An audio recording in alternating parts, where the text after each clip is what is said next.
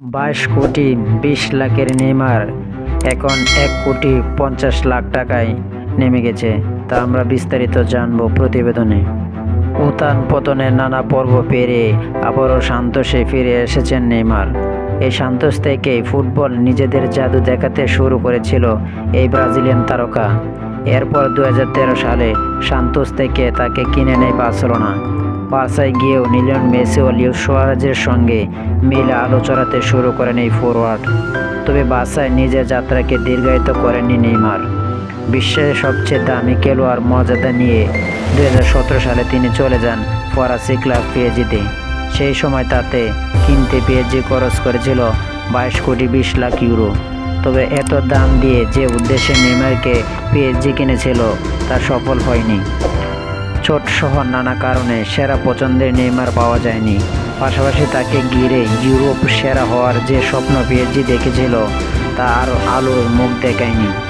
শেষ পর্যন্ত 2023 সালের আগস্টে 9 কোটি ইউরোতে পিএসজি ছেড়ে নেইমার পাড়ি জমান সৌদি আরবের ক্লাব আল হিলালে। কিন্তু সে অধ্যায়ও চোটজনিত নেইমারের জন্য ছিল আরও বেদনাদায়ক।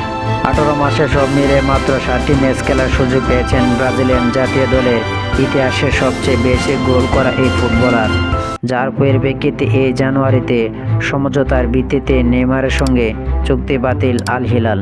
আর নেইমার এখন ফ্রি ট্রান্সফারে যোগ দিয়েছেন শৈশবের ক্লাব সান্তোসে। পাশাপাশি সান্তোসে ফেরা নেইমারে বাজার মূল্য এখন বড় ধস নেমেছে।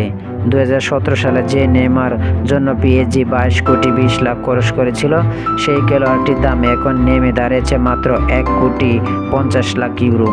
এমনকি মাত্র 1.5 বছর আগে যার জন্য 9 কোটি ইউরো খরচ করেছিল আল হিলাল, যদি সেই দাম নেইমার তখনকার বাজার মূল্য চেয়ে বেশি ছিল। তখন তার বাজার মূল্য ছিল 6 কোটি ইউরো। মূলত একের পর এক চোট ও পারফরম্যান্সের ধারাবাহিকতার অভাব ক্যারিয়ারের শুরু থেকে নেইমারের চূড়ান্ত ওঠার পথে বড় বাধা হয়ে দাঁড়ায়। ফলে যতটা সাফল্য আশা হয়েছিল সেটা কখনো পাননি এই ব্রাজিলিয়ান তারকা।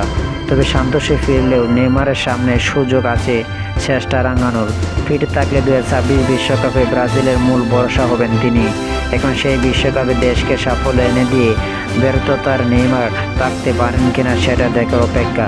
তো যারা টি স্পোর্ট গ্যালারি চ্যানেলটি সাবস্ক্রাইব করেন, টি স্পোর্ট গ্যালারি চ্যানেলটি সাবস্ক্রাইব করে আমার পাশে থাকবেন। সবাইকে ধন্যবাদ।